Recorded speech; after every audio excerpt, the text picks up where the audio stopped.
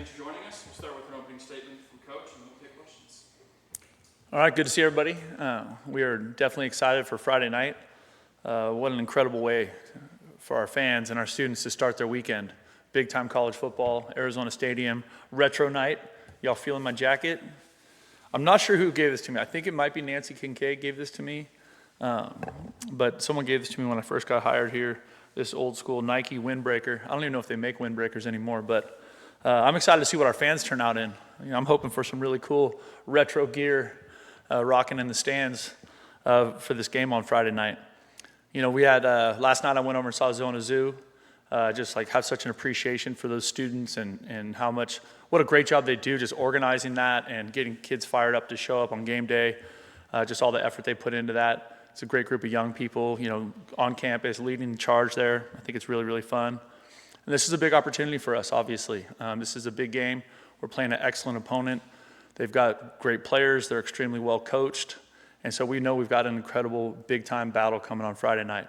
So we need the city of Tucson. We need our fans, our students, Greek Row, fire up, man. I was a member of the Greek system back in the day. Let's go. Let's get this thing rocking. Zona Zoo, all of you. We are calling all Wildcats everywhere. Let's pack the stadium and make this thing rocking on Friday night. It'll be an awesome, awesome atmosphere. I'm really, really looking forward to it. I'm ready for your questions. Thank you, Coach. Start with Justin and then Troy. And kind of with that, with the environment, last year it was your first road game as being the head coach of Arizona. I know it was a non-conference game, but it was kind of your introduction to Big 12 culture. What do you remember about that environment and just that whole game?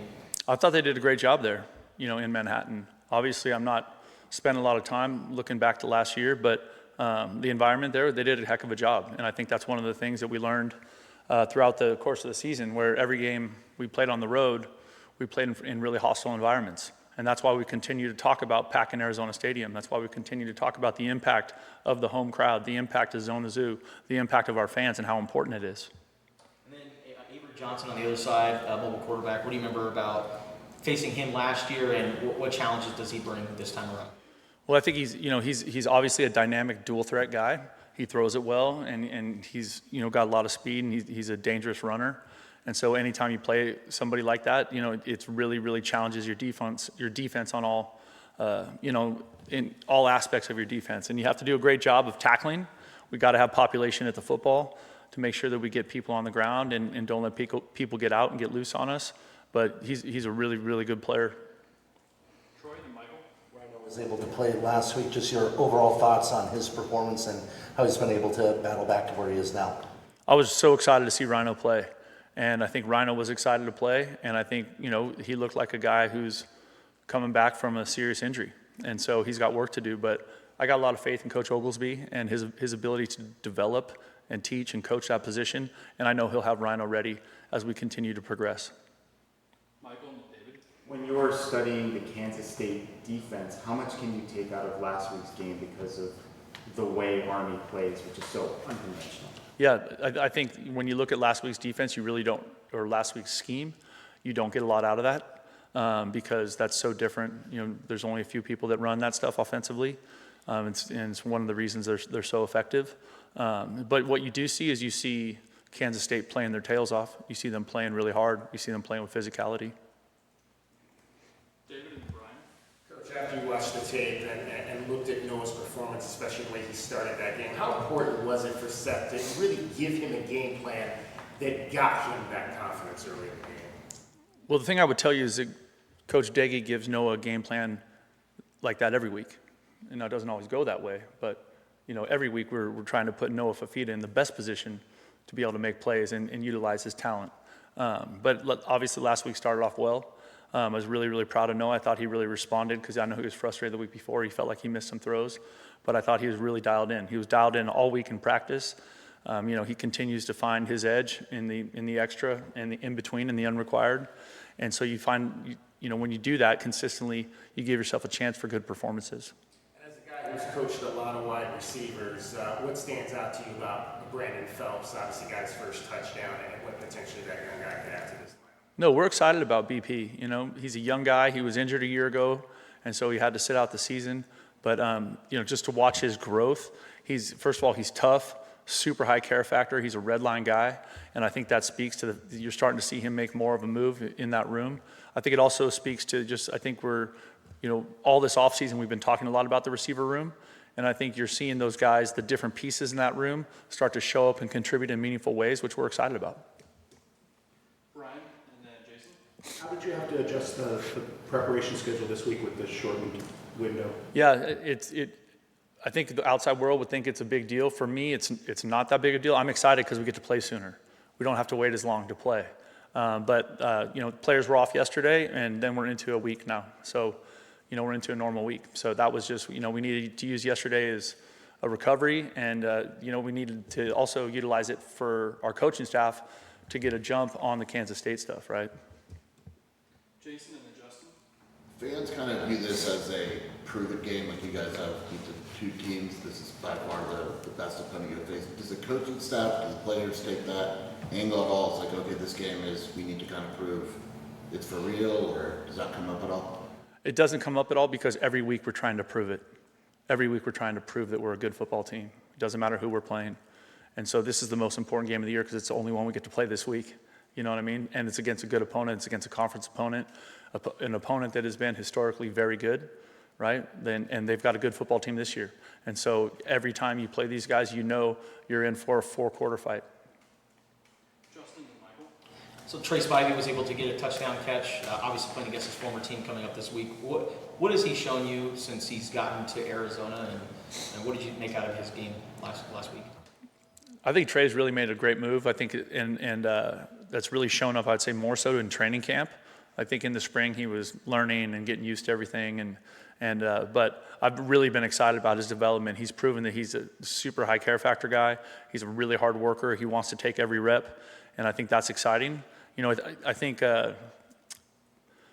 today's day and age, you do see a lot of receivers, high school receivers, even college receivers, be infected by cool guy, where they just, they don't want to work hard, or they want to look sweet when they catch the ball. They don't want to block, all that stuff. But, that's not our receiver group. That's not how Coach Wade is coaching them, and that's not Trace Bivey. Trey, he's willing to block. He's tough. He loves it. He wants to make plays. He wants to take every rep. He never wants to come out of the game. That's what I love about it. Michael and then Troy. So you guys had, I think, 12 pass catchers who caught at least one ball this past week. Obviously, the dynamic has changed in the receiver room and so forth, as you've mentioned many times. But what do you make of just kind of the target distribution and how that, I don't know, is that advantageous? Absolutely, I think it's advantageous. I think, any time that you can distribute the ball to more people that can impact, the game, it's good for your offense.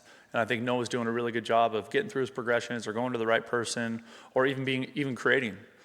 Creating some, if he gets flushed or whatever, still creating and still finding people to deliver the ball to. So I'm really encouraged by that. I think if we can continue to distribute the football, I think it makes us tougher to defend instead of being one-dimensional. So I'm excited about it. Troy and David. How much of an emphasis this week is going to be on penalties? Because the last couple of weeks it kind of stacked up, and against Weber State it kind of stacked up there, but some were declined. Yeah. I don't want us to hold. We're not supposed to hold. We're not supposed to target. You know what I mean? Like, we're supposed to play football the right way, and holding is a penalty.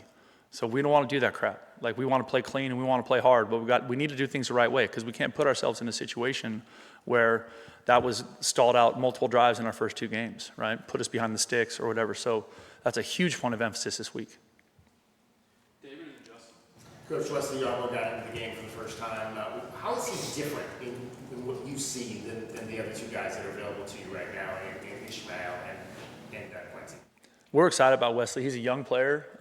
He's, even early in training camp, we had a young guy scrimmage, and Wesley got the bulk of the carries in that game, and it was great. Like, we all came out of that scrimmage really, really excited about his physicality, excited about his vision. He's a young player, but he's a really high care factor player. It's part of one of the things that we're looking for when we evaluate players in the recruiting process. We're looking for those guys that are, come early, stay late, red line, just all about it all the time. And that's Wesley. And so we're really excited about him. Mason Pesse is another young guy who's kind of stood out early on that defensive side. What's his upside look like to you right now? I'm really excited about Mace. I think he's a young player. He's explosive. He's powerful. He's just, kind of growing into his body as a young man. But, as he continues to get stronger and he combines, some real strength with that explosion, he's going to be hard to deal with. Justin and Brian. Just looking at the offensive line as a whole, what are some things that you like to see through the first couple of games, and what are some things that need to improve? Yeah, I think, we ran the ball pretty effectively, and that has shown up well. I think we also, last week we obviously threw the ball well. And so no position group on our football team has played perfect, right? So we got a lot of work to do across the board. But I know Coach Oglesby is one of the best O-line coaches I've ever been around, and his detail and his thoroughness, and also like getting those guys to play together, like that's part of being in the games, right? It's 5 guys. It's not just one position, or it's a single guy lined up by himself, or you know what I mean? There's like more teamwork involved in that, for lack of a better term. There's much more communication involved in order for that thing to work in concert, right? And that's what you're figuring out, because it is hard to simulate a Big 12 defensive line in the practice environment, right? And so trying to get us ready for that. And I think, I'm excited about the development of some players in that group. I'm excited. I think Michael Wooten is becoming a better player. I think Kaana is doing a fantastic job as our center. I'm really excited about Deuce, another young player. I mean, there's young players up there who are contributing in meaningful ways. And then I think Ty Buchanan is a tough guy. And I love that part of him. And we've gotten good reps out of Tristan and Rhino. So, Rhino, as you guys saw, looked a little fatigued on Saturday night. His first reps in, not a year, but a long time. Because I was laughing watching it, because, we ran a tempo play, and the whole O-line was like over here, and then Rhino was like trying to get there. It's hard to simulate what a game feels like, right? But I'm encouraged by that group. I'm excited to see them play on Friday. And I'm only asking just because there's no availability report this week. Any updates on Trey and Kendrick? Not right now. Brian and Michael. That was kind of going to be my question, so let me pivot a little bit. I know you said you try not to dwell too much on the past, but do you, when it comes to like a revenge game for players, do you try not to emphasize that in any way, that don't look at this as a way to get back at a previous game? I don't think we don't talk that way. I don't think players talk that way. Once you get into the season, the games are on top of you so fast. You're just so focused on everything you could do to give yourself a chance and your team a chance to play the best football we can. And so you're really locked into that. What do they do on offense, defense, special teams? How are we going to execute at a high level? It's really more focused on us handling our business versus worrying about something else out there. Michael and Troy. Weber State ran zone read type plays 3 or 4 times. Some of them were successful, some of them were not. Yep. I imagine we'll see some of that with Kansas State this week. Right. What are the keys for the edge defenders in those types of scenarios? Yeah, they can't get sucked in. They have to play. They have to contain the quarterback. There's somebody responsible for him, right? And so we have to be smart with that. We have to be great with our eyes, especially, we mentioned Avery earlier, because he's such an effective runner, right? So we got to do a great job with that. I know our defense is coaching the hell out of that, and I'm confident we'll get it fixed. Troy and Jason. With this game being on Fox national television, We got to get you a Big 12 shirt, dude.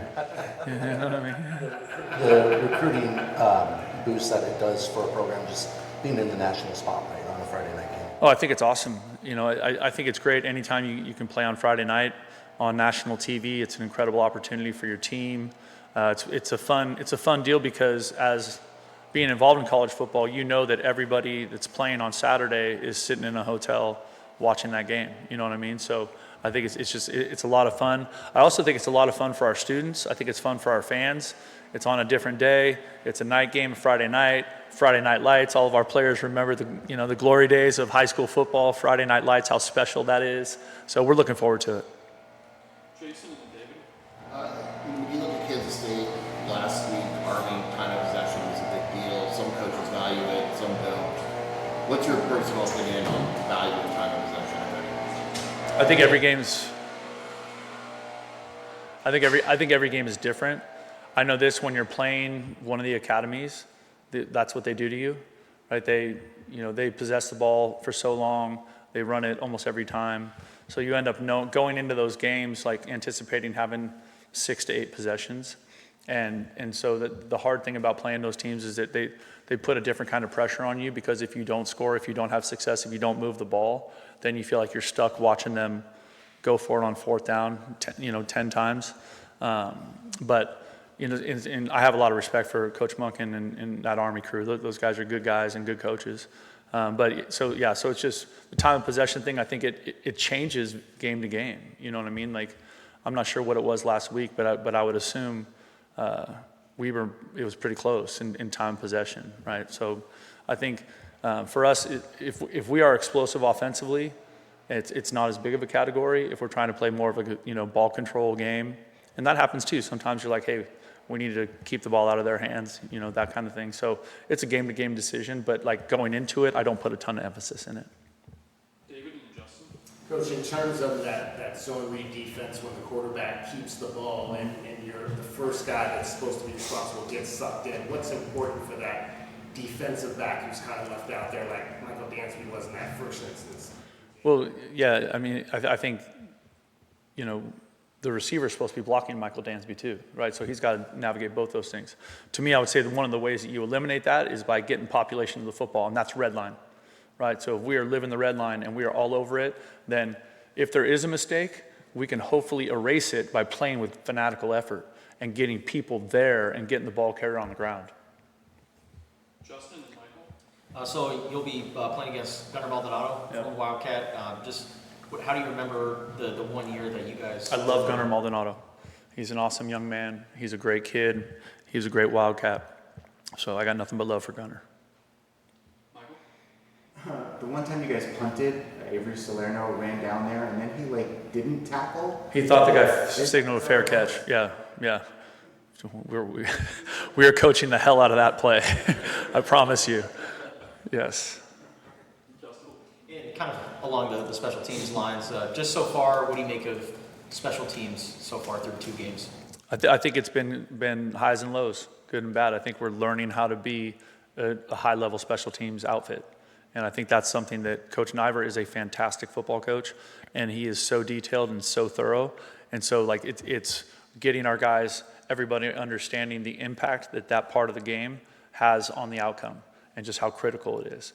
And so obviously we know playing the team we're playing this week, we know that they're historically one of the best special teams outfits in the country. So it's an incredible challenge for our special teams. It's an incredible challenge for our coaching staff, and we're looking forward to it. I know you're focused on game stuff, but what do you think about just Arizona Athletics' effort for the stuff around the game, like the concert series, tailgate? I think it's awesome. Drone show? Yeah, drone show at halftime. How cool is that going to be? I've only seen those on the internet and stuff, but I'm normally in a locker room when those things happen, but they look cool. And I think it'll be great for our fans. And I think, one of those, I really give Desiree and her staff a ton of credit because they're being really creative, finding new ways to make it a great game day experience for our fans. The concert thing looks amazing. We see it when we walk in during the Wildcat Walk. The Wildcat Walk has been amazing. We've had great turnout and great enthusiasm for that thing, both the last 2 Saturdays. And I think, they've done a great, everyone I talk to talks about the food in the stadium's good. And so everything we can do to make it a great experience for our fans when they come to an Arizona football game is critical. And then we have to add the final component, which is playing good football on the field. Our last 2 will be David and Michael. In terms of the kickoff, Brent, did you guys purposely underkick that last one to get a return on it? And in the last few years, you haven't had a lot of kick returns. Yeah, we've been blessed with NFL kickoff guys. You know what I mean? You have a guy like Ian who can put it in the end zone every time. Do you still spend the same amount of practice time on that? Because Yes, you do. You absolutely do. Just because I think, the challenging thing about special teams is you are either, defending space, like a crazy amount of space, or you're attacking a crazy amount of space, And so and because you don't spend as much time in that world as you do, say, offense and defense, because there's a far lower percentage of those plays in the game, but those are huge plays in the game. And so that the emphasis of the kickoff coverage is so important, and we practice the hell out of that. did you purposely underkick that last No, we don't do that. Last question, Michael? I'll just go with 2 since. Yeah, I mean, this is 2 for Tuesday. Everyone's getting 6 questions per guy. So how big of a role do you envision Riley Wilson and Chase Kennedy possibly playing in this game because of their athleticism and versatility versus a guy like Avery Johnson? Yeah, I think we're excited about both those guys, you know what I mean? And getting Riley back, I think, is a shot in the arm for us. And so we're excited to see them play. They both made some plays the other night, which was exciting. And so just watching their involvement grow, as we keep playing more and more football. And then you have zero control over what the opponent does. But in the back of your mind, would you have preferred that Kansas State won that game last week? Or? I don't know. I mean, I'll tell you why. We talk so much with our team about focusing on what you can control. And, I have to live that too. You know what I mean? So whatever happens the week before with an opponent is whatever happens. It doesn't change the fact that we need to get ready for a big-time matchup in Arizona Stadium Friday night. All right, thank you, everybody. Thank you all. Have a good week.